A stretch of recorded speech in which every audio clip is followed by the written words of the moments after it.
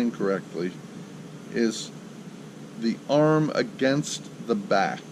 That is just, again, a butt joint. Let me show you what I mean.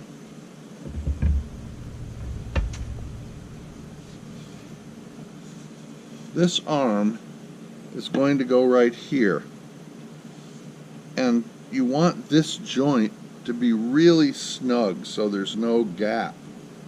So what I do is, the first time I dry assemble the chair, I get the arm in approximately the position where the shoulder is where I want it to be, and it agrees generally with the plan. And then I put 2 screws in from the back side to snug this up to the back, with the back installed. Then I measure the height from the lower edge of the arm to the top surface of the seat. And that dictates the length of my dowel, because I know how much I've recessed the holes, or intend to recess the bottom hole. I then take this arm off, insert a piece of dowel into the recess, put it back together, and trace the position of the bottom of the dowel on the seat. So now I know where I want to drill my recess in the seat to accommodate the bottom piece of this dowel. If I do it that way, when I do the final assembly, this arm will fit snug against the back, and there won't be any daylight showing when I do the final assembly with glue. And that's the trickiest joint on the whole bear, is where this goes back, because if the dowel is a little too long or too short, it will tend to want to tilt the arm. If the position of the dowel hole on the seat is too far to the right or left, it will tend to tilt the arm. So that's really pretty critical. And you can use a bigger recess and have a gap around it, but it doesn't look good. You want to use snug recesses, and so I always use a Forstner bit with the accurate dimension of the dowel to get a nice tight fit.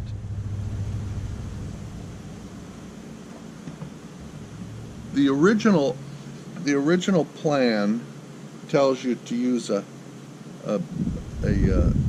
saw to actually cut that line and that line. I choose to use a tiny V-shaped chisel. That's, you can do it either way. Okay, so now I have all my components cut out, edge turned, sanded, shaped, dry fitted 10 or 15 different times, and now I'm ready to start assembly. What I'll do is begin by gluing the 3 components of the undercarriage, the 2 rockers and the cross brace. I'll glue and screw them together, and I will press them into the recesses on the underside of the chair, the underside of the seat, but I will not glue that joint until the undercarriage itself is dry. Then I'll put it onto the seat and glue that, and I do that because I want to clamp everything, and it's almost impossible to clamp the 3 components of the undercarriage, understructure, and clamp it into the seat as well. It's much easier to just assemble one and then assemble it to the bottom of the seat. Once I've done that, so I now have the seat and the undercarriage, if you will, this whole assembly screwed and glued and the glue dried. Then I will put the back on and glue all those joints, making sure everything's aligned properly.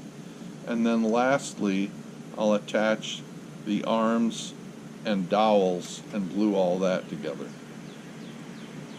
Once I've done all that, then I'll make all my plugs in the curly maple, and plug all these holes using a flush saw to trim off the excess plug material, and then sand those flush. When I get to that point, I'll come back and talk about how I plan to finish the product, how I plan to apply a finish. And my intent here is to try and get as much of the curl in the maple to be evident as possible. Thanks.